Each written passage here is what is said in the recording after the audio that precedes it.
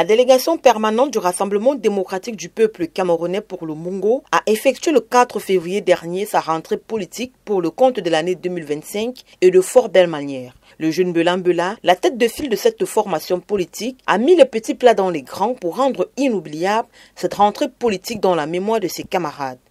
Pour l'occasion, il a fait déplacer le secrétaire général du comité central du RDPC, parti au pouvoir. Tel le Messie, Jean Kuete a été accueilli à la hauteur de son rang par des milliers de militants venus de tous les arrondissements du Mungo, au point où la maison du parti de Konsamba s'est avérée étroite, obligeant les organisateurs à solliciter l'esplanade de l'hôtel de ville de Konsamba Ier.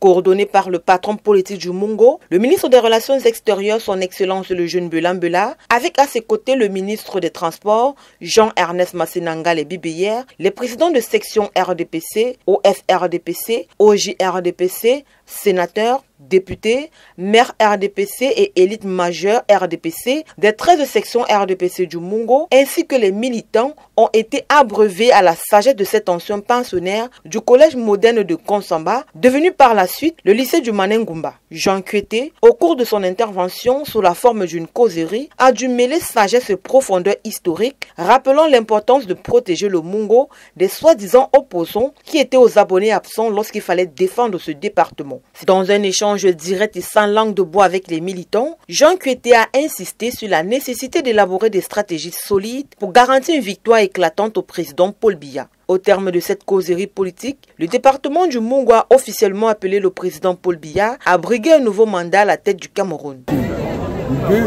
Nous avons voulu dire au chef de l'État que nous prions pour qu'il soit candidat. Nous l'invitons à être candidat. Très respectueusement. Ça, c'est le premier message que nous voulons, que nous avons transmis au vice-premier ministre, secrétaire général du comité central.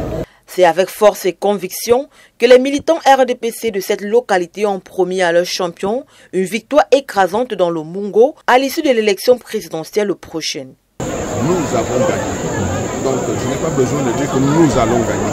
Je dis que nous avons gagné.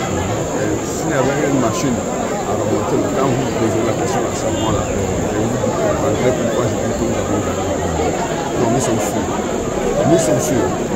Quand vous parlez d'un Artignon, non. Vous savez, Artignon, on s'en doit, on s'en doit, c'est pas bon. Mais nous sommes sûrs que nous, à travers nos actions, à travers certaines autres actions, nous allons continuer à mener, parce que ce n'est pas aujourd'hui que nous avons par exemple bâti cette hôtel de ville. Ça a pris du temps. Et il a pris du temps. Et ce temps a été très bien maturé. Donc, en affirmant sans embâche que nous l'avons gagné, c'est parce que nous sommes sûrs que la population de Konsamba, par exemple, ce n'est qu'un exemple, ont très bien cerné le concours de tout ce qu'il y a comme vicissitude. Elles savent là où elles doivent aller.